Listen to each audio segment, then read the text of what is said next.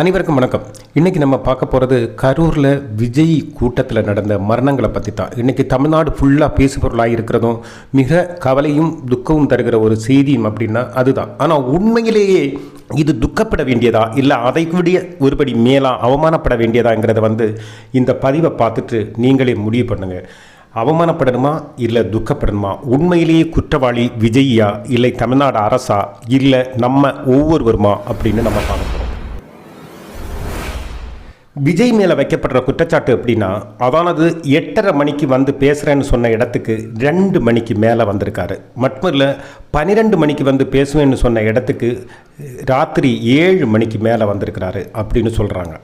இன்னொரு விஷயம் என்னடான்னா, 10,000 பேர் அப்படின்னு சொல்லிட்டு போலீஸுக்கு தகவல் கொடுத்துட்டு கிட்டத்தட்ட 60,000 பேர் இல்லைன்னா 25,000 பேருக்கு மேலேயே அங்கே கூடியிருக்கிறாங்க அப்படின்னு சொல்கிறாங்க.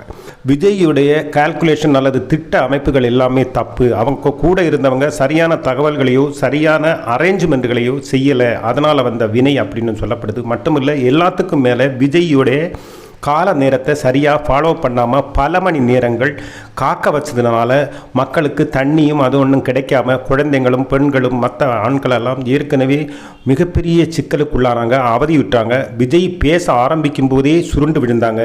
இதை கூட விஜய்யுடைய கூட வந்தவங்க எல்லாம் தெரிஞ்சதுக்கப்புறம் விஜய்கிட்ட சொல்லலை அப்படிங்கிற மாதிரி உள்ள தகவல்கள் எல்லாம் வருது. இதனால் முழுக்க விஜய் செஞ்ச தப்பு அப்படின்னு சொன்னது மட்டும் இல்லாமல், விஜய் இந்த பிரச்சனை நடந்தப்போ மக்கள்கிட்ட என்ன நடந்தது ஏது நடந்தது, அவங்கள ஹாஸ்பிட்டலில் கொண்டு சேர்த்தாங்களா இல்லையா, ஹாஸ்பிட்டலில் போய் பார்க்கலாம் வாங்க, இல்லைன்னா ஹாஸ்பிட்டலில் சேர்க்கறதுக்கான ஏற்பாடுகளையோ இல்லைன்னா சேர்த்ததுக்கு அப்புறமாவது போய் பார்க்கவோ எதுவுமே செய்யாமல் பிரச்சனைன்னு சொல்லி கேள்விப்பட்டதும் விஜய் இம்மீடியட்டாக தன்னுடைய பாதுகாவலர்களோட சேர்ந்து நேர விமான நிலையத்துக்கு போய் விமானத்தை பிடிச்சி சென்னையில் போய் இறங்கி நேர வீட்டில் ஏசி ரூமில் போய் உட்கார்ந்துட்டாரு அப்படிங்கிற ஒரு பெரிய கம்ப்ளைண்ட் இருக்குது. அரசியல் கட்சியிலிருந்து ஆளுங்கட்சியிலிருந்து மற்ற பல கட்சிகளும் உடனே தண்ணி பாட்டிலு ஆம்புலன்ஸு அப்படின்னு எல்லாம் களத்தில் இறங்கி ஓட்டுக்கு நமக்கு ஒரு வாய்ப்பாக இருக்கும்டா அப்படின்னு சொல்லிட்டு மற்றவங்க எல்லாம் விளையாடினதாகவும் சொல்கிறாங்க. சரி, இனி ரெண்டாவது அரசு என்ன செஞ்சுது அப்படின்னா, அரசு போதிய காவலர்களை அனுப்பவில்லை, சரியான நேரத்தில் கரண்ட் கட் பண்ணிருச்சு, அதனால் மட்டும் இல்லை போதுமான இடத்தை அவங்களுக்கு ஒதுக்கி கொடுக்கல அப்படின்னு அரசு மேலே இவங்க குற்றம் சாட்டுறாங்க. ஏன் கரண்ட் கட் ஆச்சு, ஏன் போதுமான இடத்தை அவங்களுக்கு கொடுக்கல, மட்டும் இல்லை ஏன் போதுமான காவலர்களை அவங்களுக்கு கொடுக்கல அப்படின்னு அவங்கள்ட்ட கேள்விக்கிறாங்க. சரி, இனி மக்களாகிய நாம் ஒவ்வொருவரும் செஞ்சது தப்பா அப்படிங்கிற ஒரு கேள்வி வருது. அதாவது சுயமரியாதை அப்படின்னு நமக்கு எப்போவுமே வேணும். நம்ம நார்த் இந்தியாவிலேயே மற்றவங்க எல்லாம் ஓட்டு போட்டு ஏதாவது ஒரு கட்சியை பாஸ் பண்ண வைக்கும்போது நாங்கள்லாம் யார் தெரியுமா, கேரளாவும் தமிழ்நாடு நாங்கள்லாம் பெரிய படிப்பாளிங்க பெரிய புத்திசாலிங்க, அதனால் நாங்கள்லாம் யார் தெரியுமா அப்படின்னு பார்த்தீங்கன்னா, இன்றைக்கி சவுத் இந்தியாவில் அதிக வாழ்க்கை தர செலவுகள் கூடின ஒரு மாநிலம் கேட்டால் கேரளா. இங்கே விலைவாசி எல்லாம் கூடுதல் எங்கன்னு கேட்டால் கேரளா அப்படின்னு அந்த பக்கம் இருக்கட்டும். சரி, அறிவாளிகளான தமிழ்நாட்டில் என்ன நடக்குது, எதுக்கெடுத்தாலும் நாங்கள் அறிவாளிங்கன்னு நம்ம சொல்லிக்கிறோம். ஆனால் நார்த் இந்தியாவில் இருக்கிற எல்லாரையும் குறை சொல்கிறோம். பெங்காலை 40 வருஷம் ஆண்டவங்க யார், பீகாரை நிறைய காலம் ஆண்டவங்க யார், இப்படி ஒவ்வொரு கேள்விகளை உத்தரப்பிரதேச நிறைய காலம் ஆண்டவங்க யார், இப்படி நிறைய கேள்விகளை கேட்டால் அவங்க எல்லாம் என்ன நிலைமையில் இருந்தாங்க, இன்றைக்கி என்ன நிலைமையில் அவங்க மாறிக்கிட்டு இருக்கிறாங்க, நம்ம என்ன நிலைமையில் இருந்தோம், நம்ம எப்படி மாறிக்கிட்டு இருக்கிறோம், நமக்கு விவரம் இருக்குது படிப்பு இருக்குது, அதனால் நாங்கள் மற்ற கட்சியை நம்ப மாட்டோம், இந்த கட்சியை நம்ப மாட்டோம், அந்த தலைவனை நம்ப மாட்டோம்னால நம்ம சொல்லிக்கிறோமே. நமக்கு ஒரு சுயமரியாதைன்னு ஒன்று இருக்கா? தமிழன் என்னைக்காவது தனக்கான சுயமரியாதையுடைய நம்மளை 8:30 மணிக்கு வரேன்னு சொன்னவன் 9 மணிக்கும் வரல, 9:30 வரை 1 மணி நேரம் பார்த்தாச்சு, இனி இவனுக்காக காத்திருக்க வேணாம் அப்படின்னு ஏன் அவனுடைய சுயமரியாதை அவனுக்கு உரைக்கலை? ஏன் அவனுக்கு ஒரு சுய கௌரவம் இல்லாமல் போச்சு? மட்டும் இல்லை, நம்மளை ஆள்றதுக்கு ஒருத்தன் முனைகிறான், ட்ரை பண்ணுறான், அவன் சொல்கிறத பேச்சை கேட்க வர்றது எல்லாம் ஓகே சரிதான். ஆனால் அது ஒரு அளவு கடந்த பயங்கரமான கட்டுக்கடங்காத கூட்டம் வருதுன்னா ஏன் நம்ம ஒதுங்கலை? அதில் உள்ள காணொலிகளை எல்லாம் நீங்கள் பார்த்தீங்கன்னா தெரியும். விஜய் வர்றாரோ இல்லையோ அவருடைய ஒரு வண்டி வந்துச்சுன்னு தெரியும் போது உயிரை பிச்சுக்கிட்டு ஓடுறாங்க. இந்த அளவுக்கு ஒரு சினிமா நடிகரை பார்க்குறதுக்கு ஓடணுமா? ஹவுஸ் ஓனர்களெல்லாம் தடுத்தப்பம் கூட அக்கம் பக்கம் உள்ள வீடுகளில் வலுக்கட்டாயமாக மாடிகளில் எல்லாம் ஏறி உயிரை கூட பணம் வச்சு ஏறி நிற்கிறாங்க. ஏன்?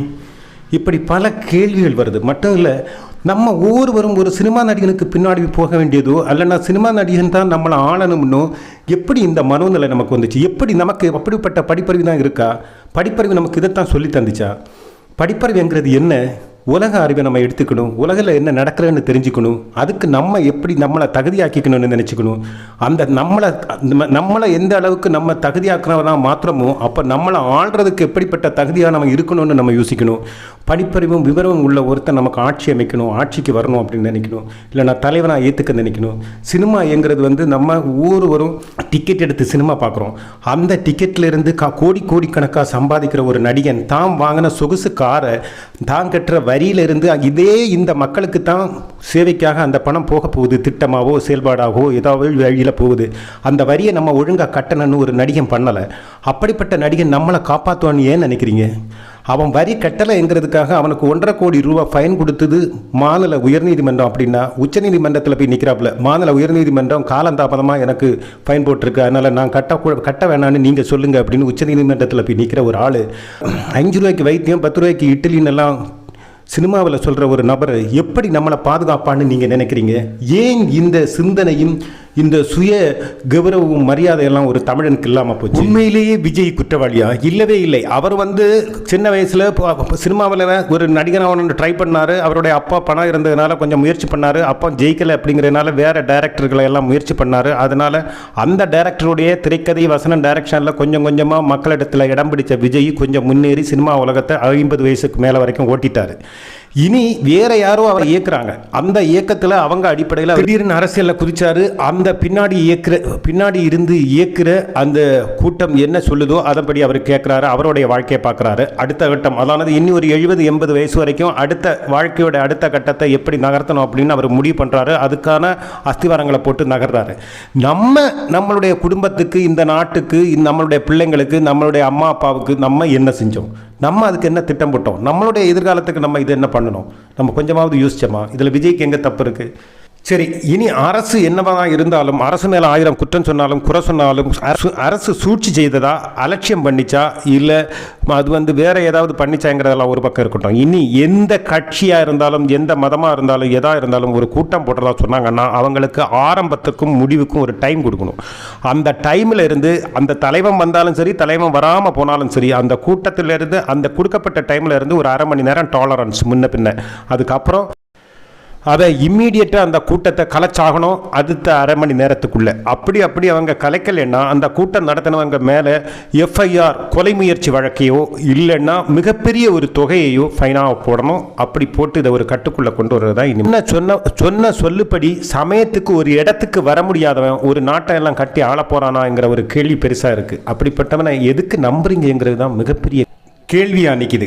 அதே நேரத்தில் விஜய் இப்போது ஹைகோர்ட்டில் போயிருக்கிறாரு. அதானது ஆளுங்கட்சியுடைய மிகப்பெரிய திட்டமிட்ட சூழ்ச்சியோ சதி இருக்கிறதாகவும் சிபிஐ விசாரிக்கணும்னு போய் நிற்கிறாரு. சரி, அது அவருடைய தரப்பு. ஆனால் உடனே ஒரு விபத்து நடந்த உடனே தனக்கு எந்த சம்பந்தமும் இல்லைங்கிற மாதிரியும் தான் தப்பிச்சா போதும் அப்படிங்கிற மாதிரி ஒளிஞ்ச மாதிரி ஒரு ஓட்டம் ஓடினாரே, எந்த வகையிலையும் ஏற்றுக்க முடியாததும் ஒத்துக்கொள்ள முடியாததும் ஒரு விஷயம். அதை எந்த கோர்ட்டில் போய் அவர் நிரூபிக்க போறாருன்னு தெரியல. சரி, இனி அரசு காட்டிய மெத்தனமும் அரசுடைய விஷயமும் ஒரு பக்கம் இருந்தாலும், அரசோட சூழ்ச்சியையும் அலட்சியத்தையும் சிபிஐ விசாரித்தாலும் நம்ம ஒவ்வொருவரும் செய்ய வேண்டிய ஒரு விஷயம், இனியும் நம்ம உண்மையிலேயே மற்றவங்க ஏற்றி விடுற மாதிரி நம்ம கல்வி அறிவும் சுய சிந்தனையும் சுய கௌரவமும் சுயமரியாதையும் உள்ளவர்கள் தானா, அப்படி தான் நம்ம வர்றோமா, நம்ம வாழ்கிறோமா அப்படிங்கிறத மறுபரிசீலனை செய்ய வேண்டிய கட்டம் இது. நம்முடைய அப்பா அம்மாக்கள் தான் படிப்பறிவு இல்லாமல் இருந்தாங்க, உணர்ச்சி வசப்பட்டாங்க, உலக அறிவு கம்மியாக இருந்தது. அதனால் அவங்க அப்படியெல்லாம் ஏமாற்றிட்டு போனாங்க. அடுக்குமொழி வசனங்களாலேயும் சரி, இல்லைன்னா இலவசங்களாலேயோ மற்றபடி பல விஷயங்களால் ஏமாற்றினாங்க. நம்ம இந்த தலைமுறைகளுக்கு படிப்பறிவு இருக்குது, உலக அறிவு இருக்குது, சிந்தனை சக்தி இருக்குது, உலக விஷயங்கள் தெரியும். அப்போ நம்ம சுயமாக சிந்திக்க வேண்டாமா?